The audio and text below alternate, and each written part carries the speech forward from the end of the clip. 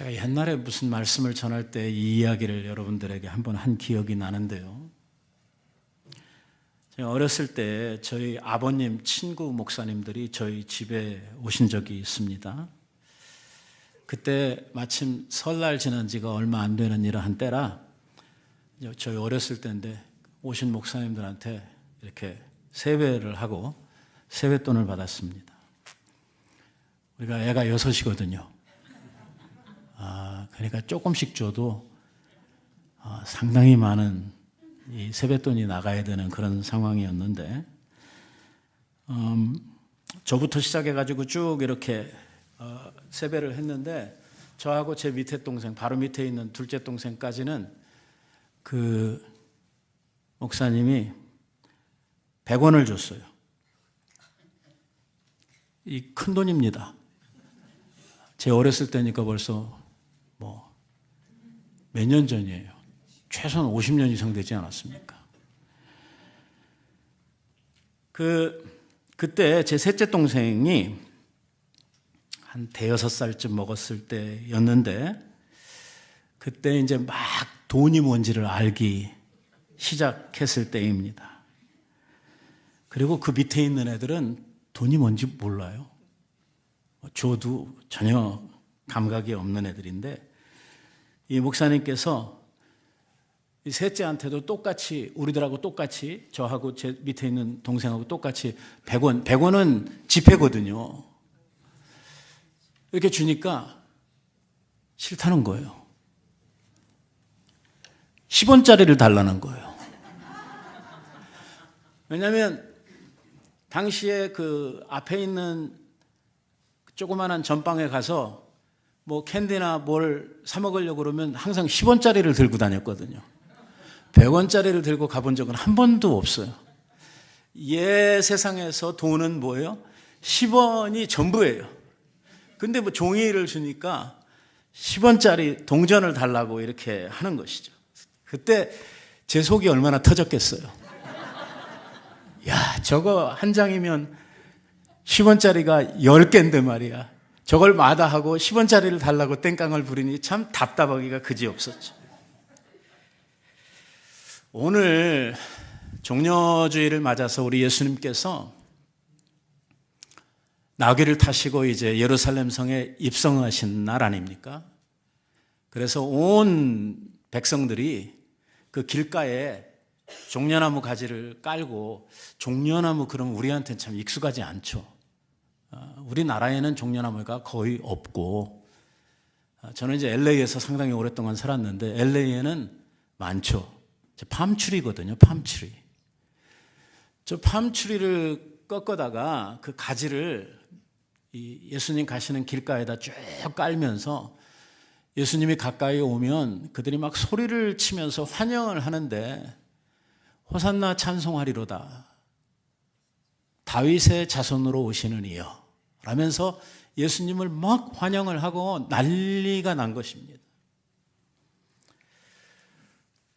오늘 나귀를 타고 예루살렘 성에 입성하시는 예수님, 그리고 그 예수님을 환영하는 백성들,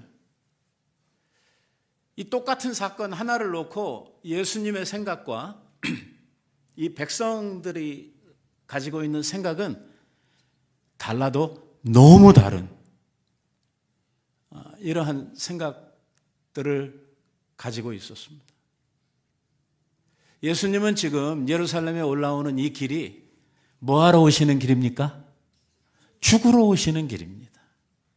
마음이 그렇게 썩 좋지 않습니다.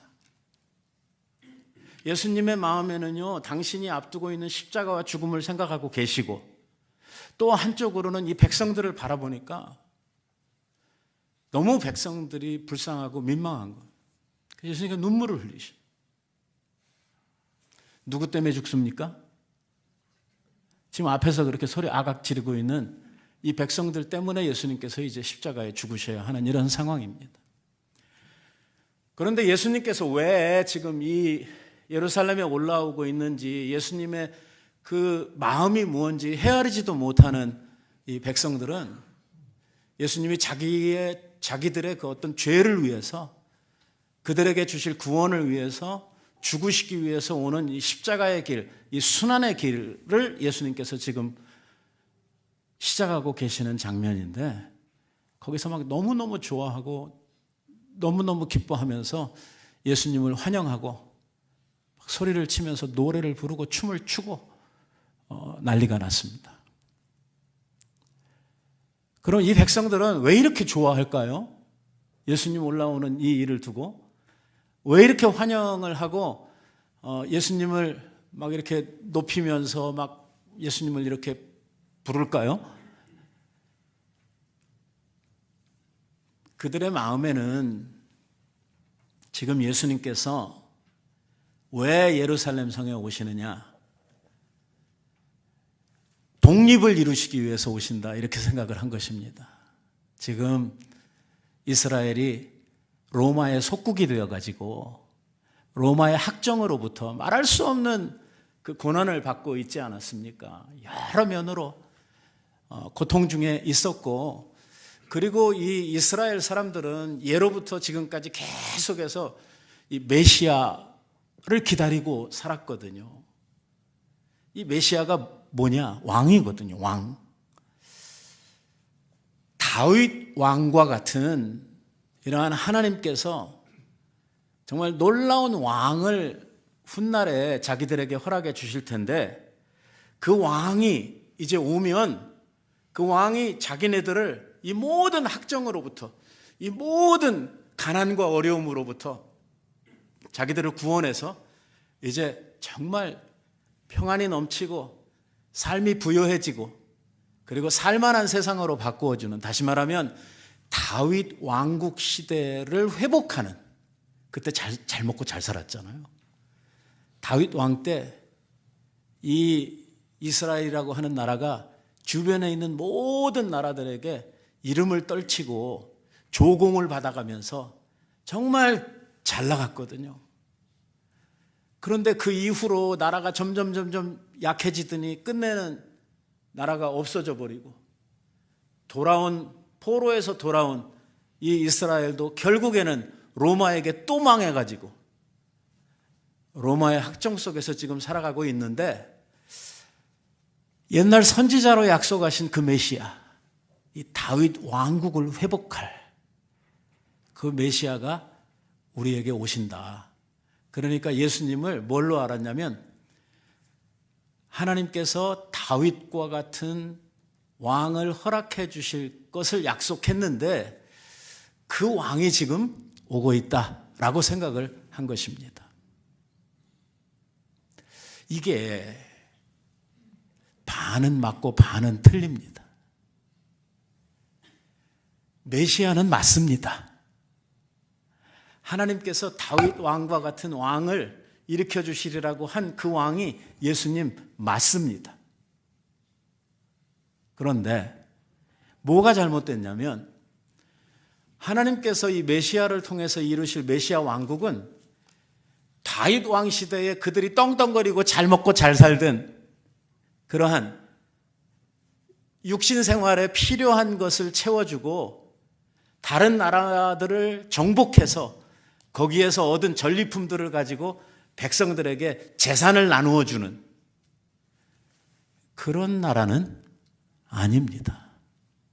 예수님을 통해서 이루실 메시아 왕국은 우리가 살고 있는 육신 생활과는 크게 관련이 없는, 그 메시아를 통해서 하나님께서 우리들에게 주시는 영원하고도 가장 큰 선물이 되는 영생을 허락하시는 이러한 약속이 바로 이 메시아를 통해서 구원의 약속이 주어져 있었던 것입니다.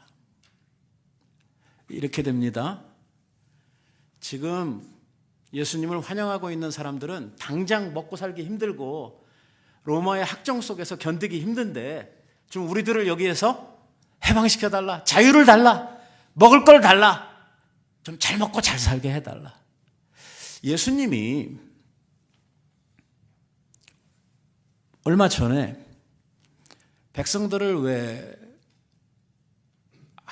남자들만 한 5,000명, 보리떡 5개하고 물고기 2마리 가지고 왜 다 배불리 먹이고 그 남은 것이 막 12광주리가 되고 이런 거 봤잖아요. 그리고 그 다음 날 또 예수님을 찾아서 사람들이 몰려오지 않았습니까? 그때 사람들이 가졌던 생각이 뭐냐면, 야, 이 사람이다. 이 사람이다. 보리떡 5개하고 물고기 2마리를 가지고 이 많은 사람들을 다 먹일 수 있는 이러한 능력자라고 하면 바로 하나님께서 보내주실 메시아가 이런 사람이다. 그러면서 뭐라고 이야기를 하냐면, 모세는 자기들 조상이잖아요. 모세는 광야에서 40년 동안 우리를 일안시키고 먹였는데 당신은 예수님한테 우리를 얼마나 먹여줄 수 있습니까? 라고 이야기를.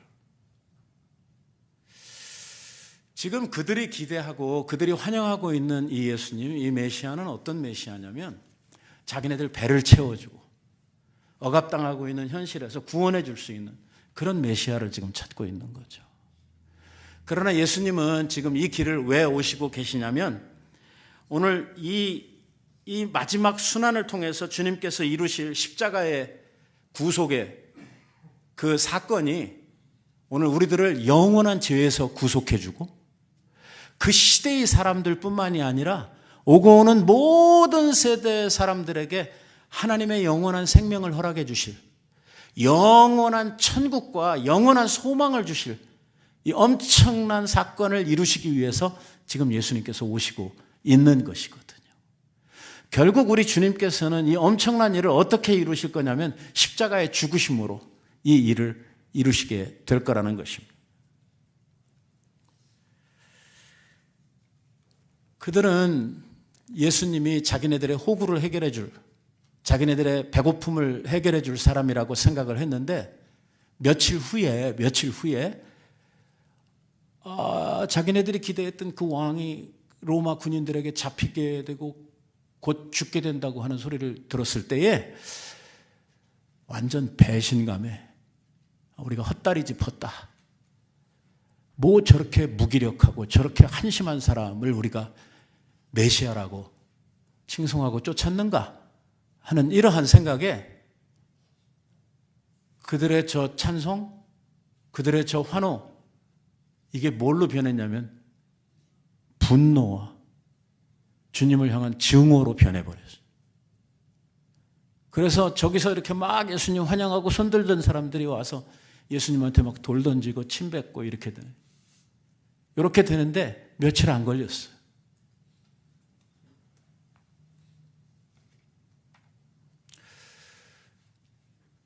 제가 이 말씀을 시작하면서 초장에 10원짜리를 구하던 내 셋째 동생 이야기를 했는데 지금 이스라엘 백성들이 딱 그 꼴이에요.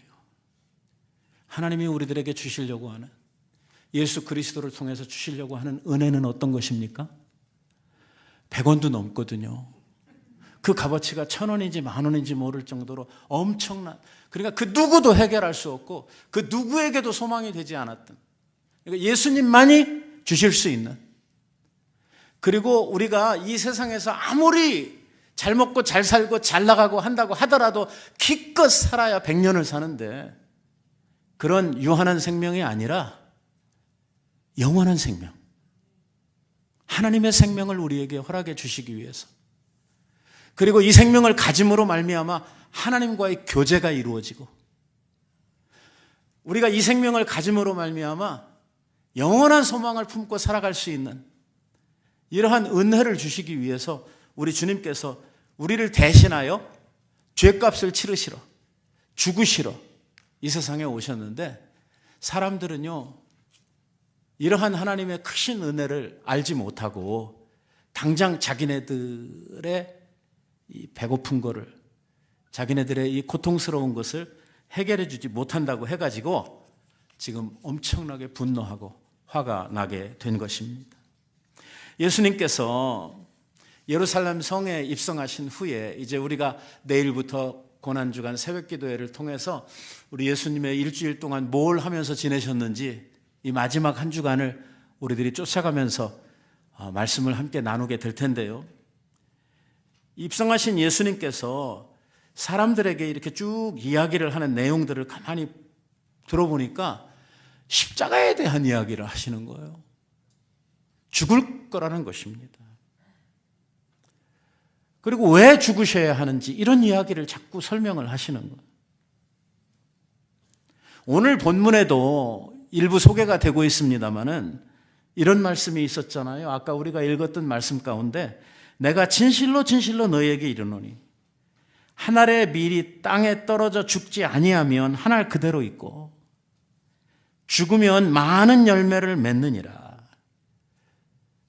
이게 당신이 우리를 위하여 죽으실 그 죽으심에 대한 것을 은유적으로 지금 표현을 하고 있는 것이거든. 그리고선 이어서 하시는 말씀이 자기 생명을 사랑하는 자는 잃어버릴 것이요 이 세상에서 자기의 생명을 미워하는 자는 영생토록 보존하리라 하는 앞뒤가 좀 연결이 안 되는, 이게 바로 이어지는 두 구절이거든요.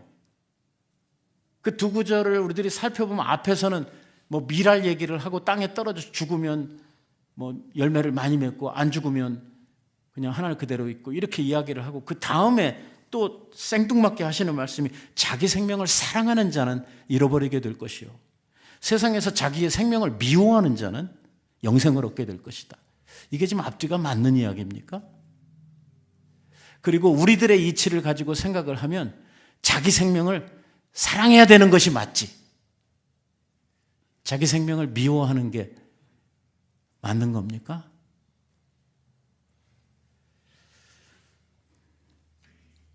이게 성경을 읽으면서 이 번역본을 읽는 사람들이 가지고 있는 이게 하나의 그 불이익이라고 생각을 하는데요. 여기에 생명이라는 단어가 나오잖아요. 생명. 여기에 나오는 이 생명이라고 하는 단어가 우리말로 번역을 하게 되면 의미가 싹 사라져버리는 그런 단어예요. 그러니까 자기 생명을 사랑한다 할 때에 자기 생명을 사랑한다. 이 생명은 우리 육신의 생명. 그야말로 우리가 이 세상을 살면서 지금 우리가 가지고 있는 이 생명. 이거를 말하고 있거든요. 그래서 성경을 원래 기록했던 그 헬라어에 가면은요, 여기에 나오는 생명은 푸시케라고 하는 단어를 쓰고 있어요. 생명은 생명인데 어떤 생명이냐면 우리가 지금 가지고 있는 이 생명, 육신의 생명, 얼마 안 있다가 죽을 이 생명을 이야기하면서 여기 자기 생명을 하는 푸시케라고 하는 단어를 쓰고 있어요. 그러나 영생하도록 보존하리라 하는 여기에 나오는 생명을 쓸 때는요, 조에라고 하는 이러한 단어를 쓰고 있습니다. 이 생명은 지금 우리가 가지고 있는 이 생명이 아니고 하나님의 생명, 영원한 생명을 이야기할 때 사용하는 단어입니다. 그러니까 생명이라고 하는 말이 우리말에는 똑같이 생명이라고 번역이 되고 있는데 이 말 단어 자체가 원어에 가면은 완전히 딴 이야기를 하고 있는 것이죠. 다시 말하면 우리 예수님께서 지금 왜 예루살렘 성에 입성하고 계시느냐? 이번 한 주간이 왜 그렇게 중요하냐? 중요하니까 요한복음서 전체를 놓고 볼 때에 예수님이 오셔서 어렸을 때부터 33년, 그리고 예수님께서 공생애를 산 것만 몇 년? 네? 3년. 3년인데요. 이 요한복음에서 예수님의 그 일대기를 쓰고 있는 예수님의 생애에 대한 기록을 하면서 예수님의 마지막 일주일, 요게요, 요한복음 전체의 거의 반을 차지하고 있어요. 무슨 뜻이에요? 여기가 엄청 중요하다, 그 말이거든. 그럼 왜 예수님께서는 요 마지막 한 주간, 이 한 주간을 그렇게 중요하게 우리들에게 보여주시고 또 그렇게 중요하게 보내셨는가? 예수님의 마지막 일주일이 우리들에게 무엇을 의미하는가 하는 것은 오늘 주님의 제자되고 하나님의 자녀된 우리들에게 있어서 굉장히 중요한 일이죠. 왜? 우리의 구원이 바로 이 한 주간에 이루어졌거든요. 예수님의 십자가의 죽으심, 주님께서 우리를 위하여 모든 죄값을 다 지불하시고 우리가 하지 못하고 할 수도 없었던 하나님의 말씀의 모든 요구를 우리 예수님께서 다 감당하셨거든요. 그래서 십자가에 죽으시면서 마지막 하신 말씀이 다 이루었다, 다 이루었다 하시고 숨을 거두셨거든요. 그러니까 우리에게 필요한, 우리의 구원을 위하여 필요한 모든 것을 완벽하게 이루신 때가 언제냐면 바로 요 한 주간이죠. 예수님 죽으셨습니다. 장사되셨어요. 그리고 사흘 만에 부활하셨죠. 예수님의 십자가의 죽으심과 부활, 이것은요 복음의 핵심이거든요. 초대교회에 있었던 모든 사도들이 입을 열어서 설교할 때마다 했던 말씀의 주제가 뭐냐면 예수 그리스도의 십자가의 죽으심과 부활하심에 대한 증거거든요. 딴 설교 안 했거든요. 이 이야기만 계속해서 했거든요. 예수님 육체로 죽으시고 육체로 살아나셨다. 살아나신 예수님이 우리의 구원을 이루셨다. 예수 그리스도를 믿는 자는 주와 함께 이렇게 부활하게 된다 하는, 오늘 우리가 지금 믿고 있는 모든 믿음의 가장 중요한 체계가 이 마지막 일주일에 이루어졌다는 것입니다. 우리들 스스로 해결할 수 없는 인생의 모든 문제를 우리 주님이 친히 해결하셨다는 거예요. 물론 예수님께서 이 세상에 오셔가지고 많은 일들을 하셨어요. 뭐 병자도 고쳐주시고 죽은 사람도 살려내고 배고픈 사람도 먹이시고 환난 당하고 어려움 당하고 있는 사람들 찾아다니시면서 예수님께서 이렇게 막 고쳐주시고 문제 해결해 주시고, 더 설명 안 해도 여러분들 인정하시죠? 성경 다 읽었으니까 아마 다 아실 거예요. 예수님께서 3년 동안 뭐 하고 다니셨는지. 그래요.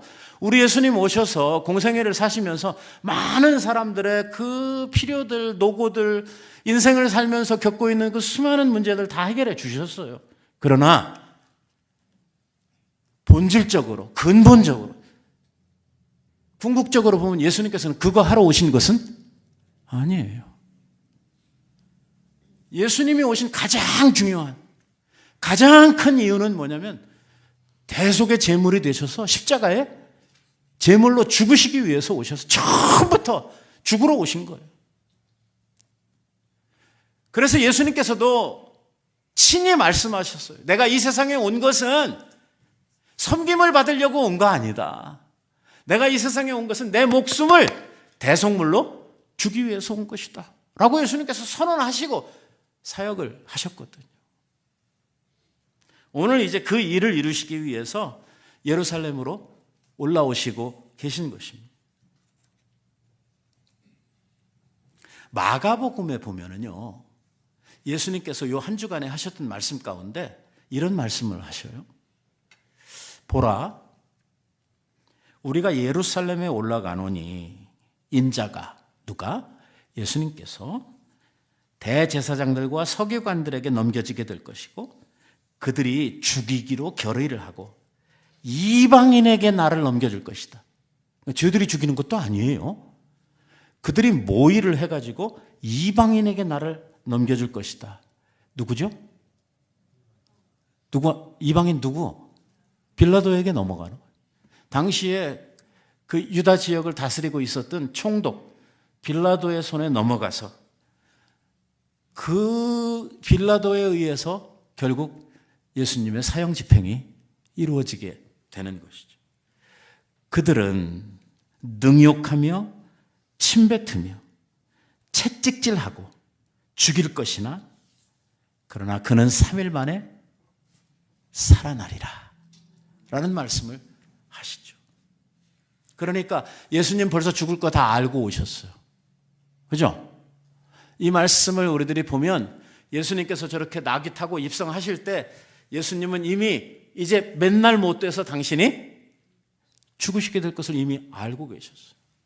그리고 왜 죽으셔야 되는지 그 이유도 분명하게 알고 계셨어요.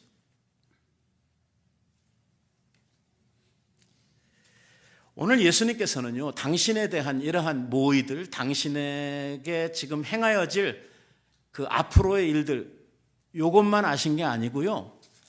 예수님께서 왜 죽었던 자를 살리신 사건이 성경에 3번 나오는데, 그 중에 하나, 예수님과 아주 가까이 지내던 예수님의 친구 나사로라고 하는 사람 아시죠? 마르다와 마리아의 오빠 말이에요. 그 나사로가 죽었다가 예수님께서 살려주셔서 다시 산 사건이 있는데, 오늘 이 사건으로 말미암아 당시의 종교 지도자들이 상당히 어려운 이러한 지경에 이르게 되니까 예수님 죽일 때 누구도 함께 죽여? 나사로도 함께 잡아서 죽이겠다 하는 이러한 계획들을, 이러한 모의들을 하는 것까지 예수님께서 다 알고 계셨어요. 그냥 예수님은 막연하게 먼 데서 앞으로 이렇게 될지도 몰라 하는 이런 예견이 아니고, 예수님은 앞으로 당신이 어떤 모습으로 어떻게 십자가의 길을 가셔야 할지 정확하게 알고 계셨다는 것입니다. 그리고서 그 길을 가려고 지금 예루살렘에 오시는 거예요. 오늘 이 장면을 이해하는 것이 굉장히 중요합니다. 왜냐? 웬만한 사람 같으면요, 이거 알면 어떻게 해야 됩니까? 도망가야 됩니다. 여러분, 이 십자가가 여러분들 지금 우리가 아주 들어가지고 귀 따갑도록 들어서 뭐 그냥 아무나 갈 수 있는 그런 문제가 아니죠. 예수님 십자가 지셔야 된다는 거 처음부터 알고 오셨어요. 예수님만 안 거 아니고 하나님의 선지자들이 미리 다 알았어요. 그래서 세례 요한 같은 사람, 예수님과 동시대에 살았던 사람 아닙니까? 세례 요한이 사람들 앞에서 뭐라고 증거했어요? 세상 죄를 짊어지고 가는 하나님의 어린 양. 어린 양이면 이거 뭐 할 거예요? 잡아 죽일 거예요. 뭐 오실 때부터 알았어요, 다. 예수님, 당신이 뭐 해야 되는지, 어떻게 돌아가실지, 우리의 구원을 어떻게 이루어 주실지 다 알고 계셨고, 이제 날짜를 세면서 당신 앞에 놓여져 있는 십자가에 대한 것을 분명하게 이해하고 계셨어요. 그런데 저 길을 나귀를 타고 올라가시는 거예요. 당신의 죽음을 바라보면서, 눈앞에 바라보면서. 그 죽음은 당신을 위한 죽음이 아니고 모든 세상의 하나님의 자녀들을 위한 죽음.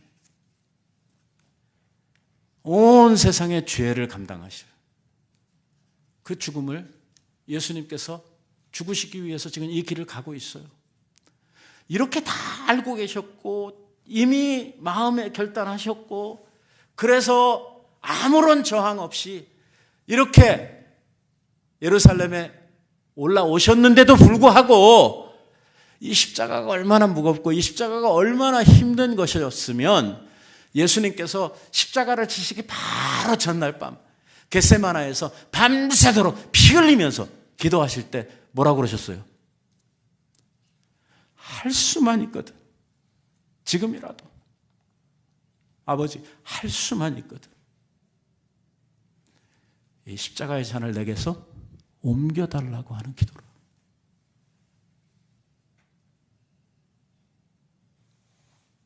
너무나 무섭고 너무나 힘든 이러한 죽음의 길, 십자가의 길, 온 인류의 죄를 해결하시기 위한 이 일을 위해서 우리 예수님께서 지금 예루살렘 성에 입성하신 것입니다. 그 앞에서 호산나 찬송하면서 다윗 왕 같은 메시아가 왕이 오셨다고 노래를 부르고 있는 이 백성들을 바라보시던 주님의 마음이 어떠셨을까?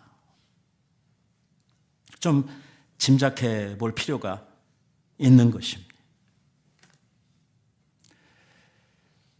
제가 긴 말씀 드리지 않겠습니다. 여러분들은 오늘 종려주의를 맞아서 예루살렘 성에 입성하고 있는 우리 주님 앞에 무엇을 원하십니까? 여러분들은 입성하시는 주님 앞에 뭘 기대하고 뭘 얻기를 바라십니까? 지금 저 자리에서 오시는 예수님을 환영하며 종려나무가지를 흔들던 그 백성들의 마음에는 분명히 그들이 원하는 것들이 있었죠. 뭐 사람마다 조금씩 달랐을 거예요. 큰 그림으로 보면 뭐 다 비슷한 요구를 했지만 사람들마다 다 오시는 그 예수님을 통해서 얻고 싶은 것이 있지 않았겠어요? 그러니까 저렇게 기뻐하고 좋아하고 손 흔들고 소리치고 찬송하면서 예수님을 환영하는 거 아니겠습니까? 그 속에 바라는 것이 아무것도 없으면 저렇게까지 좋아할 필요가 있을까요? 간절하니까, 너무 원하니까, 저 왕이 내게 이런 것들을 해줄 수 있을 거라고 지금 기대하고 있으니까. 그래서 저렇게 환영하고 찬송하고 있는 것이거든요. 여러분, 저 사람들 옛날 사람들이고 종려주의를 맞이하고 있는 우리는 지금 예수님으로부터 무엇을 받기를 원하십니까? 예루살렘 성에 지금 입성하시는 주님 앞에 여러분들이 얻고자 하는 것은 무엇입니까? 결론부터 이야기를 하면 주님이 주고 싶어 하는 것과 여러분들이 받고 싶어 하는 것이 같습니까?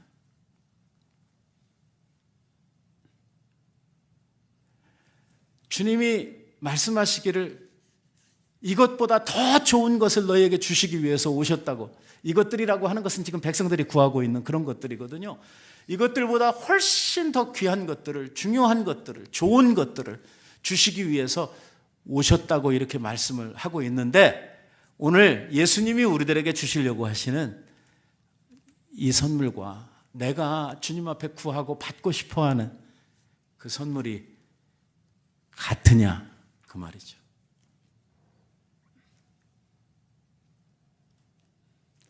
주님이 우리들에게 주시기 원하는 것은 세상에 있는 것들이 아닙니다.